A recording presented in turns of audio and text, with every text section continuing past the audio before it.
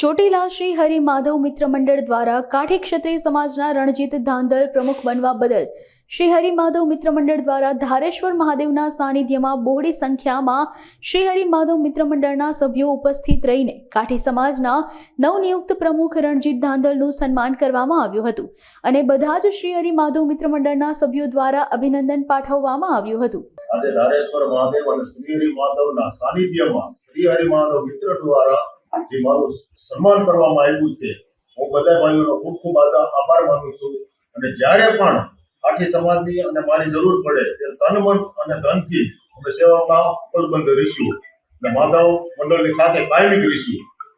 જય હરિ, જય ચામુંડા, જય વાસુકી દાદા। આજરોજ ચોટીલા ભંગની ધારના સભ્ય એવા શ્રી રણજીતભાઈ રૂપેશભાઈ દાદલને ચોટીલા તાલુકાના કાઠી સમાજના પ્રમુખ બનવા બદલ ચોટીલા ભંગની ધારના તમામ સભ્યો દ્વારા આજે એમનું ભવ્યાતિ ભવ્ય સ્વાગત કરવામાં આવ્યું છે।